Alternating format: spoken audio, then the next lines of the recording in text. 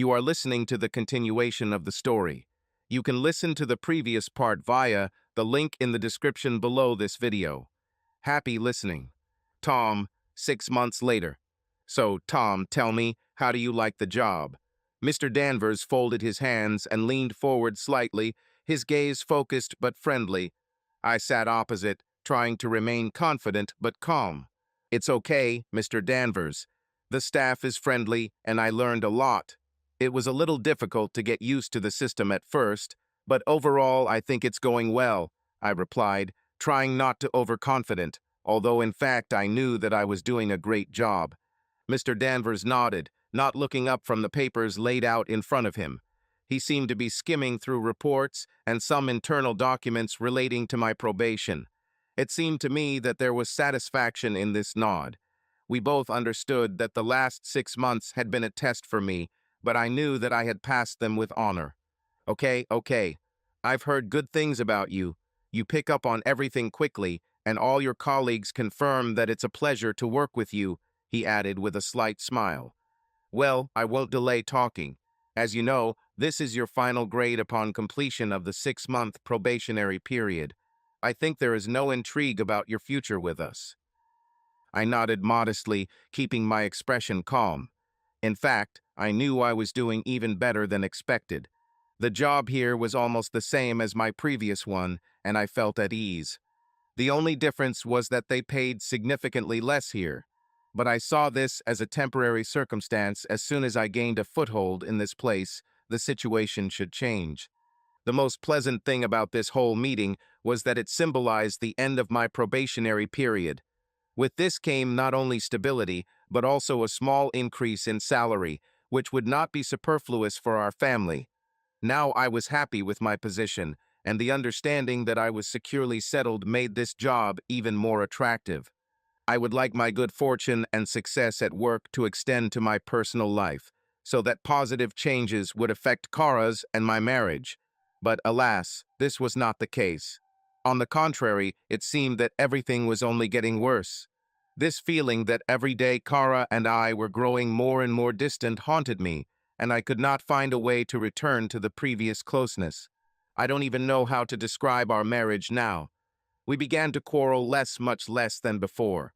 It seemed like this should have been a good sign, a sign that we had found some kind of peace and stability. But to be honest, it wasn't all that positive. We stopped arguing, but it was as if we had each withdrawn into our own shell. There seemed to be a silent alienation between us, which became more and more noticeable every day. No matter how I tried to return the old feelings, nothing changed. We still shared the same table, ate dinner together, went to bed together, and by that I mean we just slept next to each other, like roommates, not like spouses. We could talk about everyday things, about some everyday trifles, but there was no real communication, some kind of living connection between us. It was like we just coexisted. When we spent time with the boys, everything looked different. Together we were a full-fledged family, laughing, joking, genuinely enjoying each other's company. At such moments, I even began to believe that we still had something that held us together. But as soon as we were left alone, we again closed ourselves off in each of our own worlds, each behind our own wall. I felt this invisible barrier between us, and no matter how hard I tried, I could not break through it. This alienation was slowly killing me, leaving me feeling powerless. But the strangest thing was that our silence, this cold indifference, became so familiar that over time I began to perceive it as something normal, as if it was supposed to be so. Later that night, I stole a glance at Kara as she sat in her chair with a book, completely engrossed in her reading. She was wearing baggy sweatpants and an oversized t-shirt, her hair pulled back casually in a ponytail, a look that seemed completely casual, but at that moment she looked like a goddess to me. I saw her completely differently than usual. With this relaxed naturalness, she looked truly beautiful, and I had an irresistible desire to close this cold distance between us. "Hello, beautiful," I said with a smile. "How about we go upstairs and do a little work on this?" She looked up from her book, and her gaze was far from what I had hoped for. There was a slight irritation in her eyes, as if I had torn her out of her usual solitude. Her gaze was cold, and her answer was scorchingly sarcastic. "Should I do this? Seriously, Tom?" "Well, of course, you know how to win a girl," she said, barely holding back her mockery, and immediately returned to the book, as if my impulse was not worth paying attention to. I felt something deep inside me break. All the disappointment, pain, and irritation that had been building up for so long suddenly burst out. I tried, really tried, to bring warmth back into our marriage. I did everything I could to get closer to her again, to regain the closeness we had before. But it seemed that all this was just my one-sided efforts. With every step I took forward, she seemed to take 2 steps back. Damn it, Kara. I couldn't stand it, feeling emotions overwhelming me. "What's wrong with you? What do you want from me?" I try to fix all this, to reach you, to be close to you, but you just push me away again and again. What the hell? My words came out louder than I had planned, and in the silence of the room they sounded with deafening force. She looked up at me again, and something was reflected in her gaze, a mixture of fatigue and pain. This caught her attention. She raised her head again, but this time with an expression between anger and weariness, as if she were having a useless conversation. "Tom, do you honestly expect me to go, Kara? Let's do this. Is it true? Maybe if you told me what you needed, I could do it. I can't read your mind. If I have to tell you how to turn me on, there's no point in trying. I'm not a voice-controlled machine that can be turned on by simply saying a magic phrase. If you want to turn me on, you'll have to try." "Which one should we try, Kara? Damn, give me some clue." She looked at me for a moment, then put the book down and turned to me. Her cool, soft hand took mine, and a dreamy smile appeared on her face. "Tom, remember the first time we made love? We were on our 5th date. Me, you, and Dean spent the day at the water park. Dean was afraid of water, so you taught him to swim. Do you remember this?" The memory of that day surfaced in my mind. Yes, I remembered. I remembered how the sight of her in a swimsuit awakened feelings in me. It was a great day, and I was so glad that Dean opened up to me and let me teach him how to swim. She noticed the look of recognition on my face as I remembered that day and continued enthusiastically. "When we got home, you put Dean to bed. Then you went downstairs and put on my favorite CD. I smiled, remembering. "Yes, you love Boys to Men. Then you took me into your arms and we started dancing in my living room. You slowly leaned down and kissed me tenderly. I tried to pull away at first, but you didn't let me. In the end, I gave in. I then realized that we would make love that night." Her eyes clouded over as she was taken in by the memories. It was as if she left at that moment. "So you want me to put on Boys to Men and dance with you? Damn it, Kara, why didn't you just say it?" The dreamy look disappeared from her face, giving way to the same annoyed expression from a few minutes ago. "It's not about the CD, Tom. God, the point is, you know what? Forget." With these words, she stood up and went upstairs. I remained sitting on the sofa, still completely confused. I wish the wives came with an instruction manual. They have a knack for making simple things seem prohibitively complex. Kara, the next day. "So, did you finally manage to fire your boss?" I sat back in my chair, enjoying my vegetarian pasta. God, how I loved this restaurant. Ever since Richard brought me here a few months ago, I've just fallen in love with this place. I shook my head and wiped the sauce from my lips. "No, not yet. We are still working in this direction." "Well, I, for one, sincerely hope that nothing will work out for you. James is one of my best clients. He definitely knows how to turn a woman on." "Ugh, Sandra, how can this person even turn on anyone?" "Throwing money at me, of course. You know how much I love men with a fat wallet. Just last week, he left me $200 for lap dances alone, and then he also paid for my special dances." My best friend smiled at me from across the table. Sometimes I envied her. Her ability to remain cold and distant. Nothing bothered her. Here she is, openly joking about sleeping with a nasty guy and not at all ashamed of it. God, how can you even joke about sex with this man? because he paid me $300 for 15 minutes of work. Between the lap dances and the actual thing, I made $500 in 1 hour. That's my monthly car payment, honey, Sandra said, winking playfully at me. We laughed about it. Since she helped me backstage at the club, Sandra and I have become close friends. In many ways, I admired her. She was always as solid as a rock. During my short stint as a dancer, I was bullied a lot, but none of the girls ever messed with her. She was strikingly beautiful, but there was a sense of coldness and detachment about her, almost like a sociopath. Everyone who encountered her was like chess pieces that she skillfully manipulated. But for some reason, I was able to break through this ice barrier. She really cared about me. I don't know if I was so pathetic when she first saw me that she wanted to protect me, or if she saw me as a kindred spirit. Be that as it may, we found a common language. Ever since I talked to him, he doesn't trust me enough to let me see something that could set him up. This is very frustrating, I said, remembering my many failed attempts to extract incriminating information from this arrogant idiot. Sandra seemed to enjoy her chicken fettuccine Alfredo. Unlike me, she did not avoid eating meat, and it seemed like everything she ate suited her figure, making her even more popular among her clients. Yes, it's disappointing. You're clearly not very worried about this. This is just an excuse to spend more time with your accomplice, she said, looking at me suspiciously. What? Sandra, this is just funny. Yeah, she replied, looking at me as if she didn't believe a word I said. I gave her an offended look. I would never cheat on Tom. I'm not like that. You, like no one else, know this. Her face softened. She reached across the table and took my hand. Kara, listen to me. People who cheat usually don't plan ahead, but they still change. I say this as a friend. This Richard is dangerous to you. I understand that you are united against a common enemy, but this is more than it seems. Trust me, he's dangerous. Sandra. Kara, stop fooling yourself. We've been going to these dinners together for a long time. Over the past 6 months, you've talked about Richard more than Tom.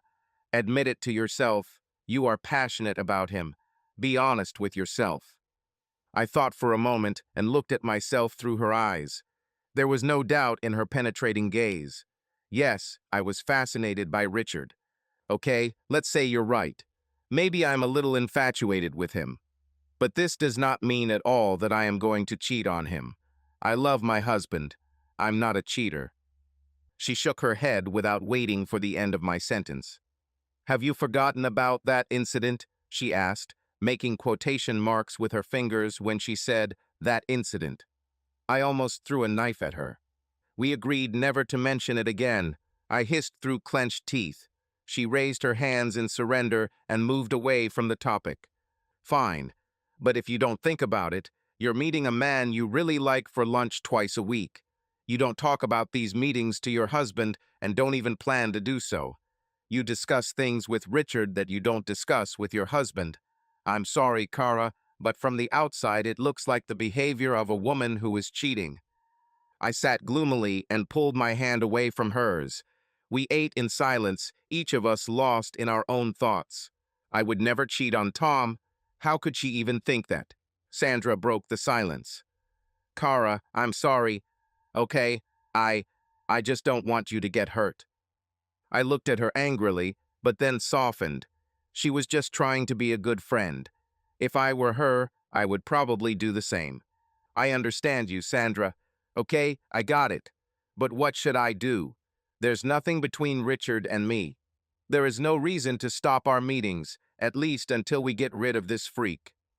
Sandra's gaze became alarmed. Be careful, Kara. You and I know what kind of men there are. You're lucky that you found someone who accepted you for who you are. He accepted your son as his own and didn't even think about it. Men like this don't come along every day. Don't risk losing him because you wanted to play with fire. I chuckled nervously and answered her caustically. What about your favorite principle? Men are just walking wallets. Isn't that your motto? Now she looked hurt. I immediately regretted my words. Kara, you know this is completely different. Judging by what you say about Tom, He is completely different from those idiots who go to our club. Treating them like wallets goes without saying, but to treat Tom like that is already empty and cruel. Her words touched me. Do I really seem so shallow and heartless? I love Tom. I'm not with him for the money. Sandra squeezed my hand again and sighed. I know, honey. You're not like me. You can't play this game without getting hurt. That's why I'm warning you. Losing Tom would be catastrophic for you. You couldn't stand it. I squeezed her hand, showing that I understood her words. I really heard her. The thought that I could lose Tom filled me with horror. Despite our current problems, he was everything to me. Without him, I can't lose him.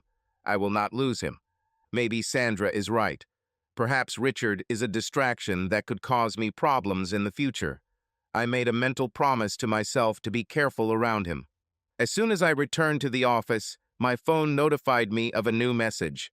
I expected it to be a message from Tom with some everyday information, but I was wrong. My heart began to beat faster when I saw that the message was from Richard. Calm down, girl. It's just a message. I opened it and it said, there is some information. Call me. I couldn't call him right away. I was in the office, and making such calls near Mr. Worthy was unacceptable. I couldn't leave to make a call either because I had just returned from lunch, so I sent him a reply message. I can't call now. In the office with a freak. We'll talk later. I sat down at my desk and heard the sound of another message. This time it was a wink emoji. Kara, did you have a good lunch? You sit there, smiling like a Cheshire cat. Maybe you can do something useful like work. James roared. I didn't even notice that I was smiling. Luckily, James always knew how to wipe the smile off my face instantly. I'm sure this is his usual effect on all the women he encounters. The rest of the day passed in a calm rhythm. I've only seen James a couple of times, which is always for the best. When I got to the car, I remembered that I had to call Richard back. Finding his number in my contact list, I dialed it. Hello, beautiful. Just the woman I wanted to hear, he answered on the second ring. I felt myself blush and mentally cursed my inner schoolgirl. You said you had information. I asked, pretending not to hear his compliment. Yes, there is, partner. This morning I found an interesting report. Monthly cash flow report. There was a discrepancy there. It is approximately $500. After checking the reports for previous months, I noticed that this amount was regularly repeated, and it seems to me that the common thread among these inconsistencies is your boss. Do you think he's doing something illegal? For example, money laundering? No, I don't think it's that serious. But I think there's something wrong here, and if it comes out, it probably won't do him any good. We need to find out more. So why don't you investigate? Do an audit or something? Richard sighed heavily on the other end of the line. I could do it, but it could all be simple clerical errors, or he could very well have a legitimate explanation for every missing dollar. The papers seem to be clean. If I decide to bring this up, I want the accusations to stick firmly with him. And what do you suggest I do? Do you think he has something on his computer? Maybe I should hack it, I asked excitedly. I felt like I was participating in a black operation. I heard him laughing on the other end of the line. Easy there, anonymous. There is no need for La Femme Nikita here. All computers are virtual, and if I need to get something, the IT department can always get the data from the main server. Besides, I seriously doubt that he is stupid enough to leave something incriminating on his work computer.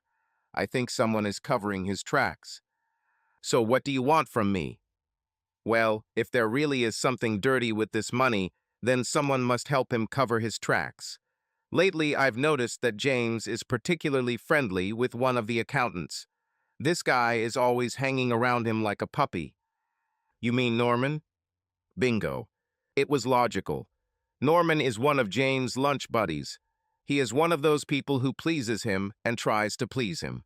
Okay, but what does this have to do with me? At the other end of the line, I heard his light chuckle again. It was actually cute, even though he was laughing at me. Stop it, Kara. I noticed that the other guys in James's group treated Norman like he was the nerd from school that everyone put up with because he did their homework for them. I'm pretty sure that even a simple conversation with a woman will cause him to have sexual dreams a month in advance. And if this woman also looks like you. So you want me to charm him? I interrupted him, understanding his intentions. Yes, I need you to try to find out what James is doing with the company's money. Norman is unlikely to tell you anything directly if he is covering for a friend, but if you can relax him and lull his guard, then perhaps he will let something useful slip. I nodded, although he couldn't see it. I understood the plan, but wasn't sure how exactly I would implement it. Okay, Richard, I'll talk to Norman. I don't know if I can find out anything, but I'll try. I doubted that I could convince Norman to break the rules, unless he had to make a decision. But I didn't want to do this. It would have been better to keep James in charge than to sleep with Norman. I hope Richard doesn't expect such sacrifices from me. I voiced my concerns, to which he just laughed. No, of course not. Damn it, Kara. I never thought of asking you to sleep with him. But if you can slightly open your cleavage or show a little leg, that will be quite enough. It's worth a try. Fine. I'll let you know if anything works out. Great. I'm sure you'll succeed, Kara. You're persistent, and Norman would have to be a complete idiot or not interested in women at all not to fall for your charm. Although even the last case will not help him resist. I again pretended not to notice his veiled compliment. We talked for a couple more minutes before saying goodbye. Tomorrow I'll try to contact Norman during lunch. As I drove home, I hoped that Richard's faith in me was not in vain. Tom, the next morning. The next morning I lay half asleep, watching Kara get dressed. I was ready to turn over and go back to sleep. I didn't have to get up for another hour. But suddenly something caught my attention. At first I couldn't understand exactly what alarmed me, but my inner voice told me that this was not just getting ready for work in the morning. Something about her behavior was strange. I propped myself up on my elbow and began to take a closer look, watching her movements more closely. Kara stood in front of the mirror and, with visible thoughtfulness, turned first sideways, then back, assessing how the clothes fit on her. She put on one blouse, looked carefully at herself, twirled, and then, frowning, unbuttoned it and took it off. Taking out another, she put it on, adjusting the collar and sleeves, and looked at herself in the mirror again, as if trying to make sure that this was exactly what she needed. After that, she opened her cosmetic bag and began to apply makeup carefully, slowly, much longer, and more thoroughly than usual. Many would consider this to be nothing special. Isn't this what most women do when getting ready for work? They select clothes, see how they fit, and apply makeup to look presentable. Yes, that's what many people do, but not Kara. Kara always chose the most discreet and professional outfits for work. Her clothes were strict, neat, did not stand out in any way, and if she looked in the mirror, she did so solely to make sure that everything was in its place. She never attached much importance to how she looked, did not wonder whether her image made an impression. But today everything was different. I could see she was really worried about the effect her appearance would have. But there was more to it than that. I noticed one more detail, and realizing it, I fully felt how unusual her behavior was. She hummed quietly to herself. It was barely audible, as if she had some kind of lightness inside her, an energy that had not been in our house for a long time. After everything we went through, I got used to the new, more withdrawn and self-absorbed Kara.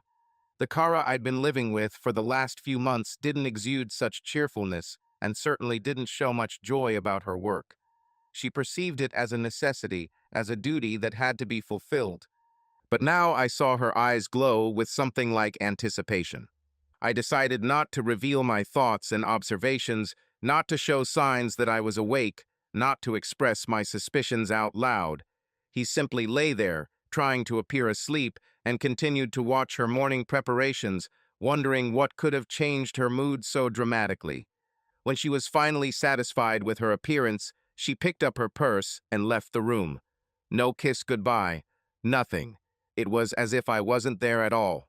I thought back over the past mornings, trying to remember where this change began. When did she start caring about how she looked? Has she started preening before work for a long time, or is this something new? Why did such a change suddenly occur? An even more important question, what does this all mean? The longer I lay in bed and thought, the more restless my soul became. I came to several conclusions, and I didn't like them at all. First, but far from the most important, I haven't been paying attention to my wife for a long time. When I tried to remember her recent morning habits, I realized that I couldn't tell whether this change was something new or had been going on for some time. Kara did not hide her preparation for work. We are in the bedroom together every morning while she gets ready.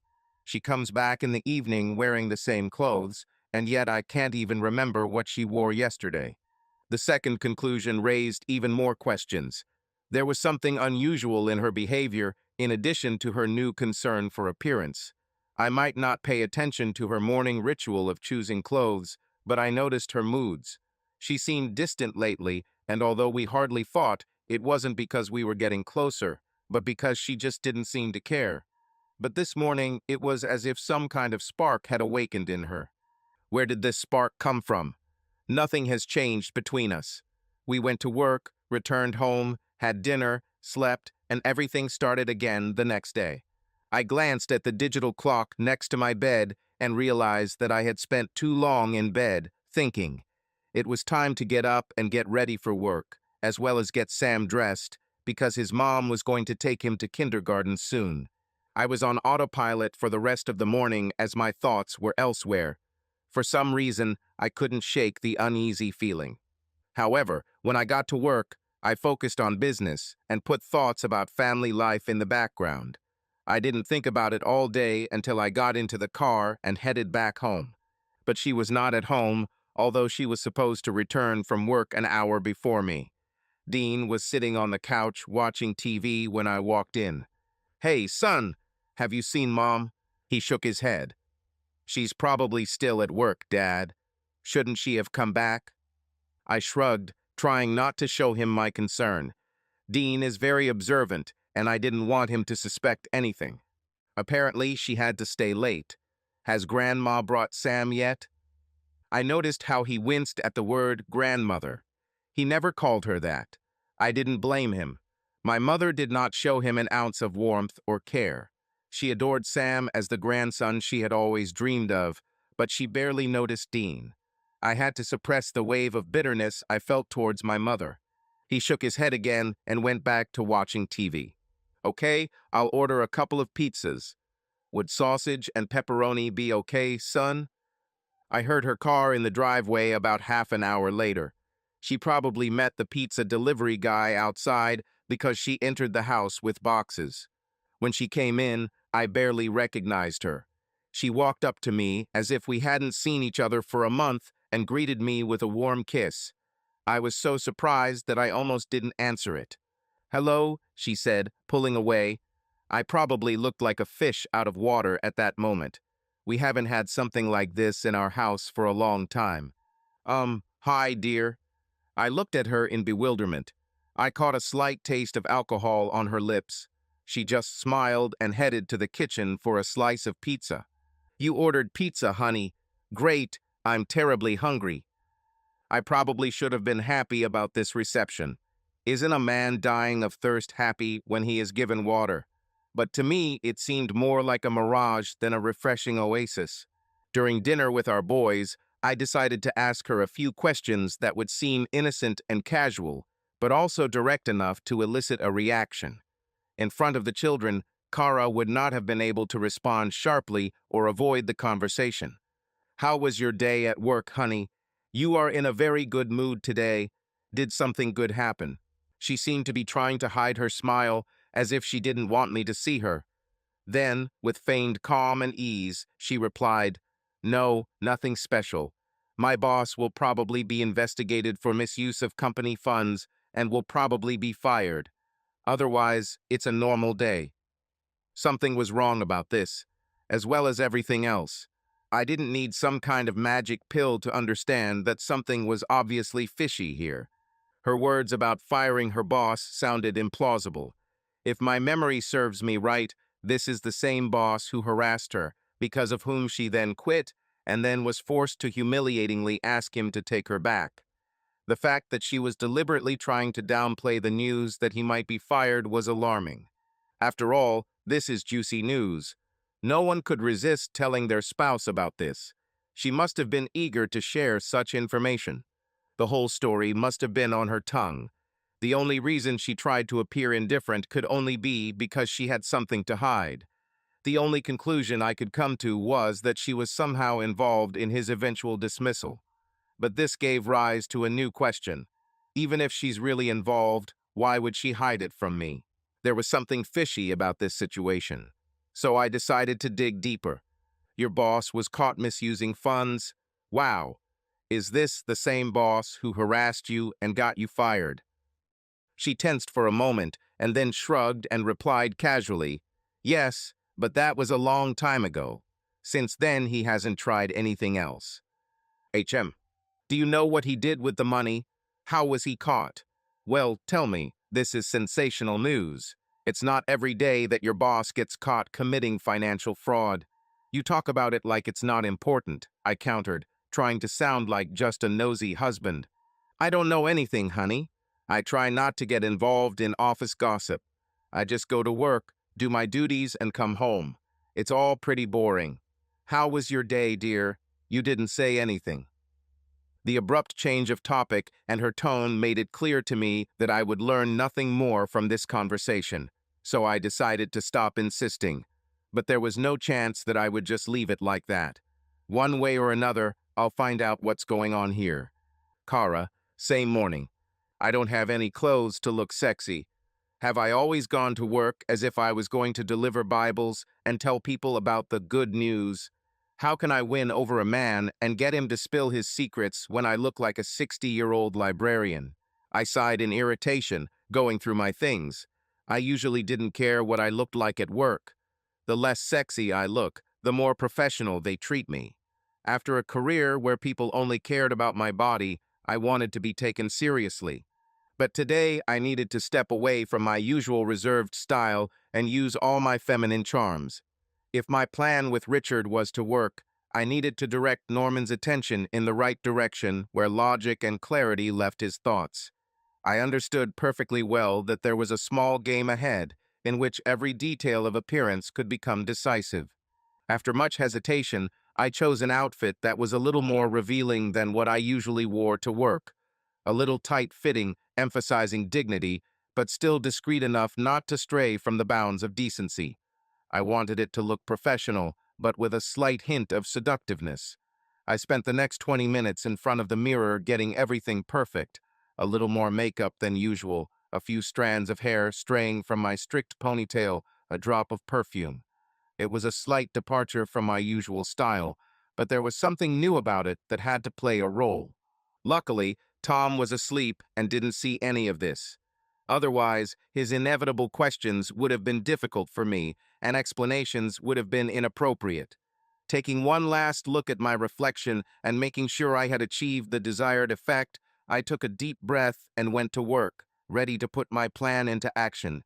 Already in the car, I quickly sent a message to my accomplice. I don't know why I did this. There was no need for this. Apparently, I just needed a little moral support. The message read, "I'm on my way to work. I'll try to talk to Norman at lunch. Wish me luck." I left the yard and drove on. I had barely reached the first traffic light when I heard the sound of a message. I looked and saw Richard's reply. "You will succeed.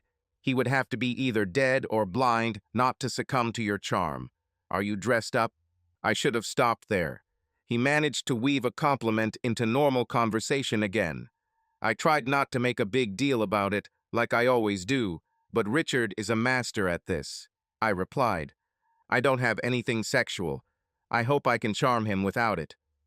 His answer was, "Don't worry. You can make even a mascot costume sexy. I have no doubt that you will succeed. Good luck. Call later." I suppressed my excitement at his answer. "Stop it, Kara. You are married. You love Tom.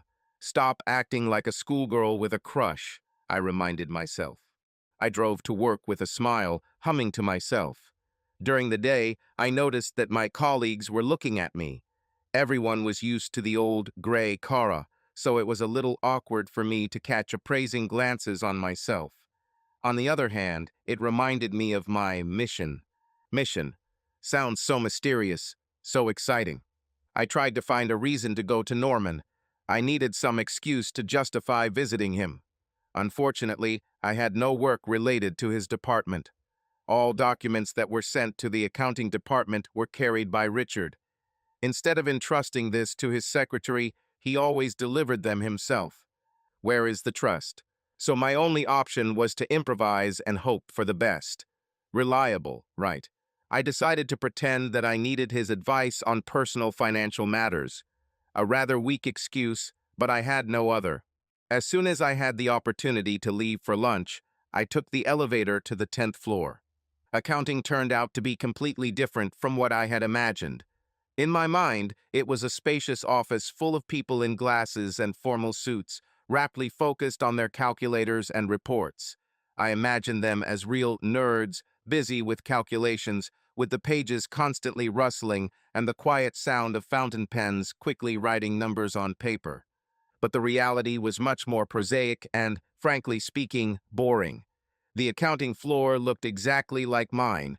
The same rows of desks, standard office chairs, and computer screens, the same uniformly glowing ceiling lamps.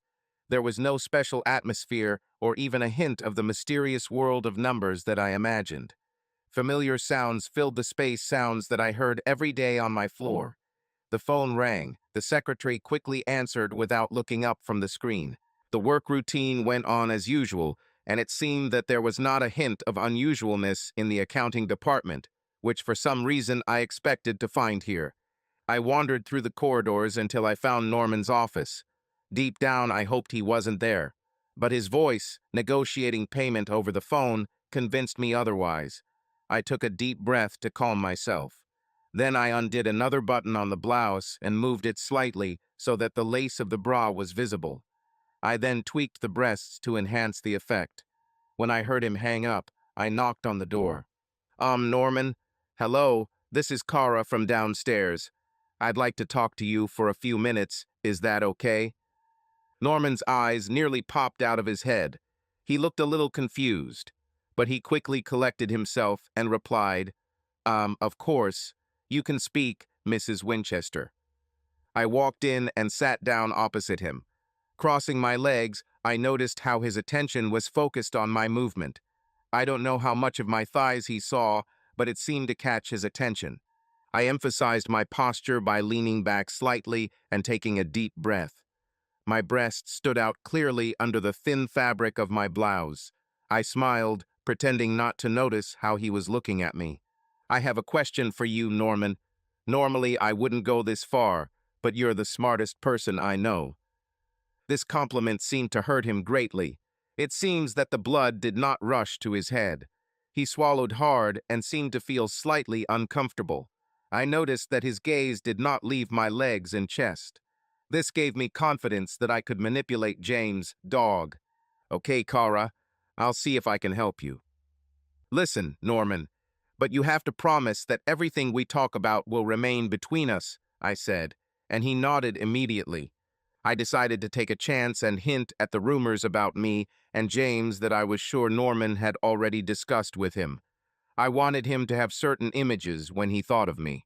After that incident with James, my husband became suspicious. He threatened to leave me. I think he was upset that I did for James what I had previously only done for him. But it was unintentional. I think I could have just left it, but I didn't think about it at the time.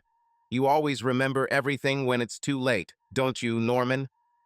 He seemed to immediately feel uneasy, began to sweat and fidget nervously in place. I had a hard time not laughing. Basically, I need to make a budget plan in case my husband kicks me out. As I already said, you are the only one who can help me. You are my last hope, Norman Van Kenobi. Luckily, he laughed at my Star Wars joke. I admitted that I did a good job.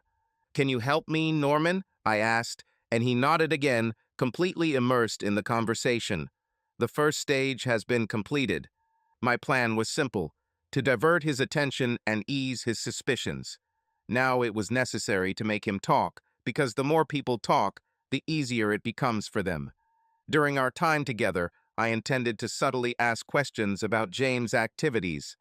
The only problem was time. I only had 39 minutes left. This was followed by a conversation about debits and credits that I tuned out almost immediately. I leaned closer, studying his charts, letting him catch the scent of my perfume. I turned the conversation into a direction where I could get the information I was interested in. Now I understand why James always says that you are the smartest person he knows.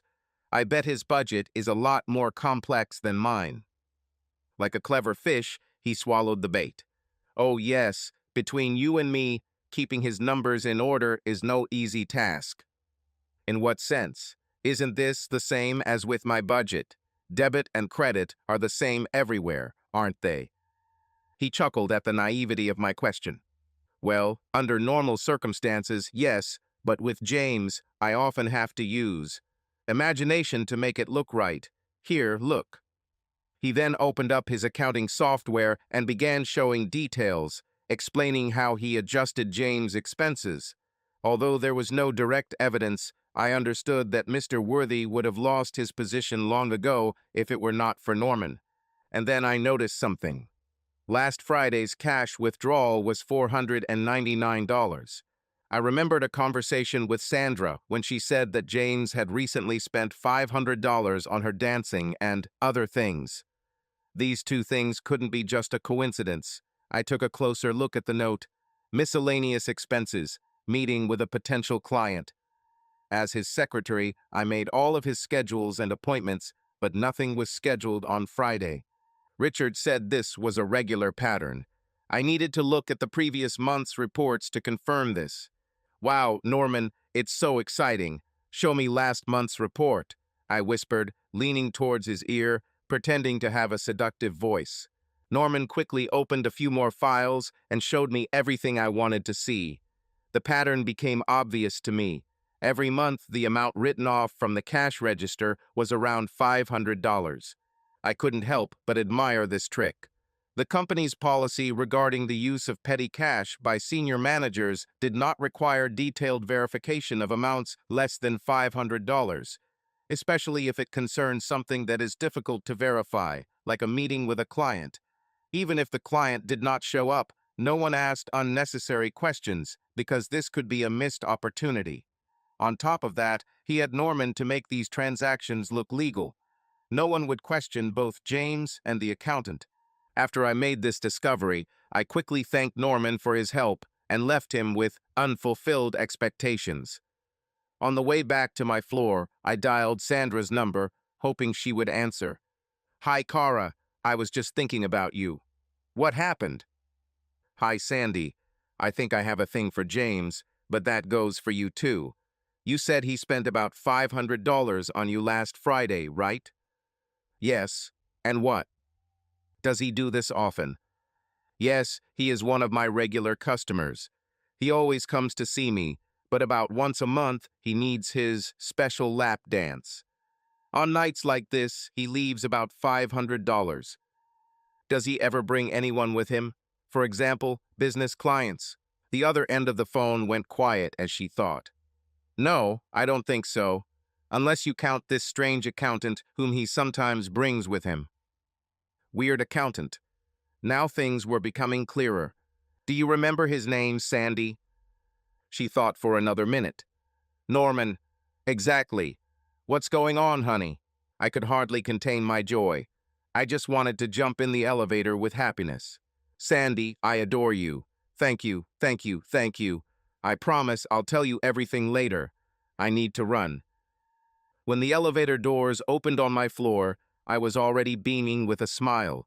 Sitting down at the table, I sent a quick text to my partner. Learned something. I'll call you later. His answer came almost instantly. Is this something worthwhile? Oh, yes. This is my girl. Are you serious? Is he really using his petty cash to have sex with some woman of easy virtue? This is simply amazing. I had to restrain myself from saying too much when he called Sandra a woman of easy virtue. I took a careful sip from my margarita so as not to become indignant. You know what I can't understand? He continued, why would he do such a stupid thing? He earns enough to pay for it himself. Why risk using petty cash? I also thought about this throughout the day, and I came to only one logical explanation. My guess is that his wife manages the finances of the house. She probably pays all the bills. It's pretty much the same at home with my, husband. I quickly took a long sip, wondering why I felt embarrassed to mention Tom. Looks like you're right, Kara. After all, he has an accountant who covers for him. His wife would never know because everything comes from his work budget. Work didn't notice anything either because Norman helped hide everything. Kara, you are just a superhero. I beamed at his praise like a 5-year-old given a star for good behavior. We sat sipping drinks and enjoying the victory. So what now, Richard? Well, I'll talk to the board of directors about this discrepancy. I'll do a quick, small bug inquiry and see if someone can be assigned to check it out. Well, it's probably just ones that should have been zeros or someone subtracted something when they should have added. Nothing serious. But if something more comes to light as a result of this check, a more serious investigation may have to be initiated. I started giggling. Oh, I hope no one loses their job because of some little mistake. That would be so tragic, I exclaimed in mock alarm. We burst out laughing. Kara, I have to admit, working with you has been a real pleasure. There was a hint of sadness in his voice, and a hint of regret flashed across his face. I felt a little melancholy, realizing that we would no longer have a reason to spend time together. With him, I felt alive like I hadn't felt for a long time. It was so easy with him. I really enjoyed it all. I enjoyed working with you too, Richard. You're a great partner. Same to you, Beauty, he said, raising his glass. I touched my glass to him, and we clinked glasses. We sat in silence for several moments, as if none of us wanted to leave, although it was already late. As soon as we leave this place, the spell will break, and most likely we will not see each other again. In the end, we had to accept reality and say goodbye. It was getting late, and my husband was probably home by now, and I didn't want him to worry. Richard paid and walked me to the car. Well, Beauty, looks like this is goodbye, unless our plan goes awry and James turns out again. Let's hope. I crossed my fingers sarcastically and closed my eyes as if I really wanted the plan to fail. To be honest, part of me really wanted this. A little. But this desire disappeared when I remembered how I was forced to kneel in front of James, doing what he demanded. Then I couldn't wait for the moment when this bastard realized that his career was falling apart. Richard opened his arms for a hug, and I entered them, hugging him tightly. This hug should have been fleeting, but for some reason we couldn't let each other go. We stood there for a moment, lost in the moment. When we finally pulled away, I looked into his eyes.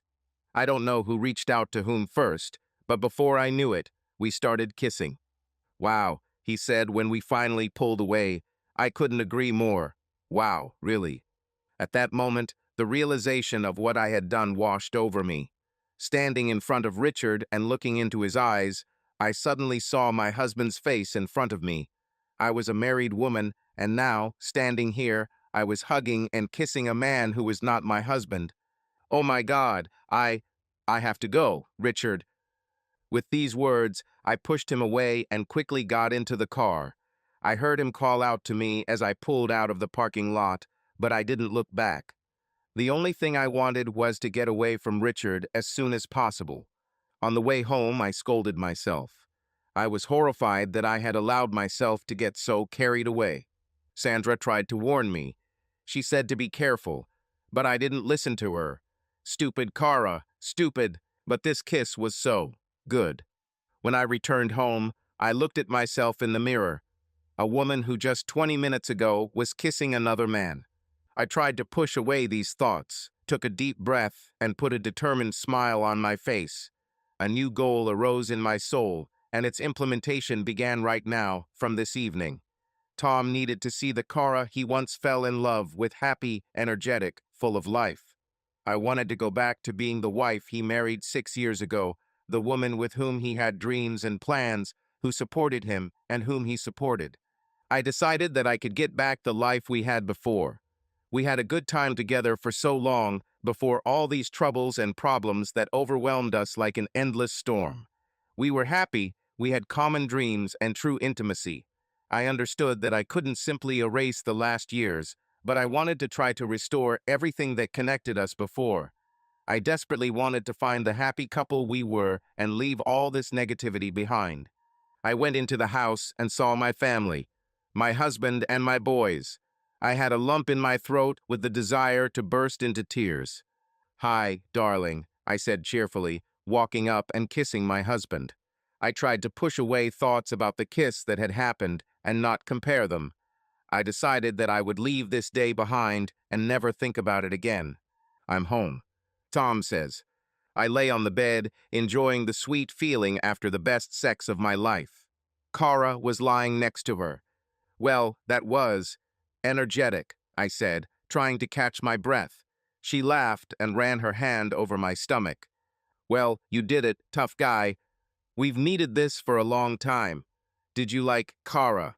I laughed when I heard her nickname for myself. "Kara? Is that what you call it?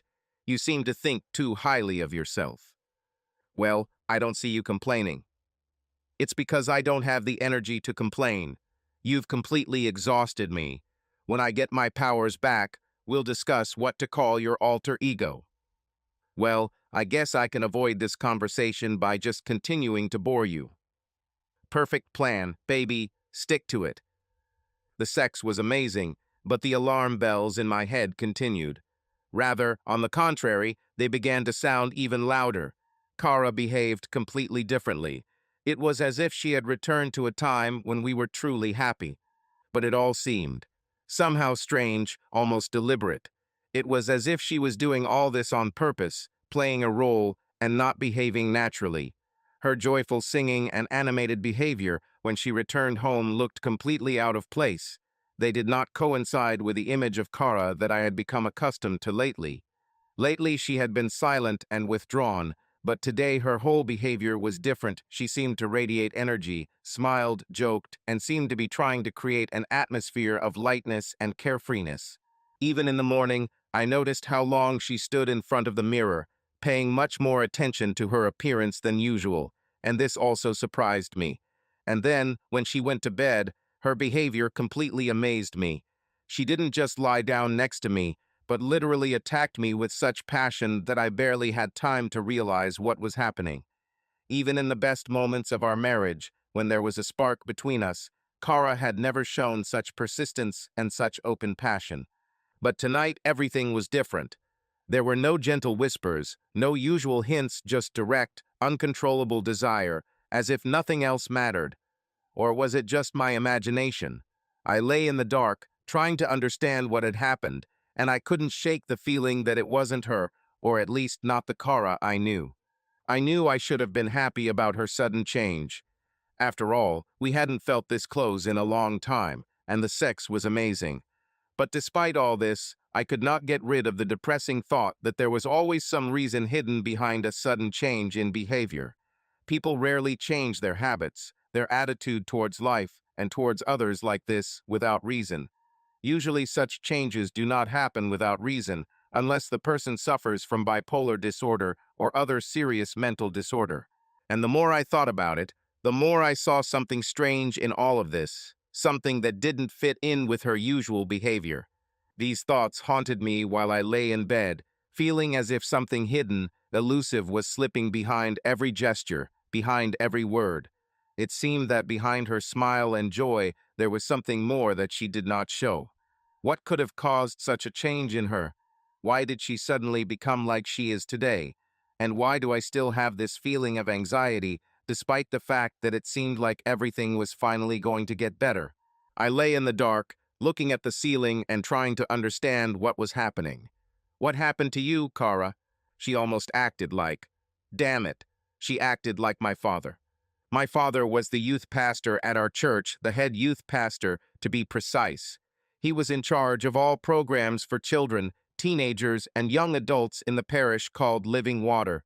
From early morning until late evening, his days were busy preparing events, classes, and meetings that united our youth and helped them in difficult moments. He was a real support for the entire youth community, not only organizing events, but also supporting everyone who came to him for advice or consolation. It would seem that with such a job, one could assume that his efforts would be rewarded with a decent salary, but this was not the case. My father never thought about money. Everything he did solely from the heart, because he truly believed in the power of help and kindness. He was happy when he saw how his works helped others, how young people felt confident and found their place in the world. It was enough for him to realize that he was truly changing lives for the better. Perhaps someone now listening to this may say, "Oh, how cute." But this is where the fun begins. Behind all this idol and his bright aspiration, there was something much deeper and, perhaps, unexpected. My mother had no idea that my father was secretly dating a woman he worked with. It all started with seemingly good intentions. This woman, Tina, had a son who was going through difficult times after his father left them. The boy was completely distraught, withdrawn into himself, and, according to Tina, needed a positive male example to guide him and help him get back on his feet. The father could not stay away. For him, supporting those in need was not just part of his job, but also his calling. He took the boy under his wing as if he were his own son and tried to help in everything, spending a lot of time with him and becoming a real mentor for him. However, over time, feelings began to arise between father and Tina that they both did not expect. What started out as concern for the boy turned into affection and then into a deeper feeling. His concern for Tina's son became something more. His affection for the child grew into a kind of fatherly love, and gradually he began to perceive the boy as his own. But with this came other feelings that he could no longer deny. The attachment to Tina became stronger and stronger, and soon it turned into true love. These two lost adults, seeking solace and understanding, unexpectedly fall in love with each other. At some point, they began to discuss plans for the future. They dreamed of getting married, becoming a real family, raising her son together. They wanted to live openly, without secrets, but there was one huge problem that could not be circumvented. My father already had a family. He had a wife and son, my mother and me. He decided that it would be Christian to tell the truth. So he sat me and my mother down and announced that the Lord was leading him down a different path. Allegedly, God wanted the father to marry Tina and help her raise her son Roger. The Lord, you see, himself sent him to her to help. For some reason, this idiot was surprised when he heard his mom's angry reaction. It was as if he expected her to say, "I understand. You can't say no to the Lord. He will be done." The divorce was ugly, very ugly. My parents fought furiously for months. And here's what was most shocking for me. My father believed that he was the victim. When the church learned of the situation, he was forced to resign from his position. This, as it turned out, hurt him more than the divorce itself. He lived for this work. His marriage to Tina did not last even 3 years. They divorced and went their separate ways. He tried to improve relations with our family, but my mother by that time was so disappointed with him that she did not even scold him. She simply told him to leave and not come back. He resented my need for him, but the truth was that I didn't. Maybe that's why I don't go to church. This point can be discussed. But one thing I know for sure is that this is why my mother is so cold towards Dean. Her husband, who loves the son of another man, destroyed our family. I think she sees something similar in my relationship with Dean. Although the situations are different, it brings back painful memories of her past. How does this relate to Kara? Very simple. Before that idiot ruined our lives, he suddenly went from being physically and emotionally absent to being the father and husband my mom and I needed. He showed affection towards my mother, began to try to spend time with me, and even began to do small errands around the house. This only lasted a few weeks. My mother and I saw a bright future ahead for our family, but it turned out to be just a mirage. In fact, he was just trying to ease his conscience. Isn't that what's happening now? I have to find out, and as quickly as possible. Black. What are you talking about, Norman? Why do they need checks for petty cash? Silence. I thought you already fixed everything. Silence. Crap, crap, damn it, Norman. You have to think of something. Don't let them stick their nose where it doesn't belong. I won't lose my job because of some dirty dancer. Silence. No, Norman, no, don't forget, you're in on this too. If they dig up another thing, we could both end up in the same cell. Fix it. Sharp knock of the tube. Crap. Something hit the wall and broke. Mr. Worthy is clearly losing his cool. He didn't even think to close the door before this secret conversation. I heard half of the conversation perfectly. I tried not to be too happy about his problems. An unpleasant surprise awaited him this morning. The board of directors decided to audit all petty cash expenses and requested all receipts. When Norman tried to give them the doctored printout, they said they needed the original paper receipts to check against the journals. As you can imagine, this became a problem. As far as I know, the dancers at Sal's Men's Club don't give out checks. Moreover, they do not give them for non-work entertainment. And even if they did, I doubt that it would help in this case. Without these checks to confirm the legitimacy of his petty cash write-offs, the auditor will have to check everything. Judging by the conversation, Mr. Worthy's habit of wasting the company's money was not limited to just dancing and a few other things. I wondered what else they might find. Oh, how nice it is when the plane starts to work. Between my boss's impending meltdown and last night with my husband, I felt on top of the world. I remembered the night with my husband. I felt powerful. For the first time in my life, I was in control. I didn't wait for someone to come and save me. All day, I watched James become more and more irritated. He gave me orders, but his spirit was broken. I almost felt sorry for him. And then I remembered how he forced me to do his bidding, and all my sympathy disappeared. My phone rang. I didn't even look to see who it was. Richard, have you heard the news? Me, yes, he's panicking. Richard, lol. We should have dinner and celebrate. I hesitated before answering. Everything froze inside me when I remembered our kiss. I felt a smile appear on my lips, but then I caught myself. Kara, look at you. You are married. Behave properly. Me, I can't have dinner. I need to go home to my husband. Sorry. Richard, still on the special diet. Me, lol, no diet. I just need to go home to my family. There was no reply, so I felt a little relieved. Sandra's advice rang loudly in my ears. After the passionate moment Richard and I shared outside the bar, I was tense and tried to avoid physical contact with him.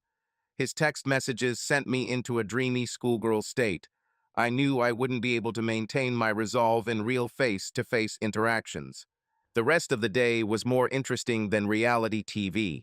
There were several more heated phone conversations between James and Norman.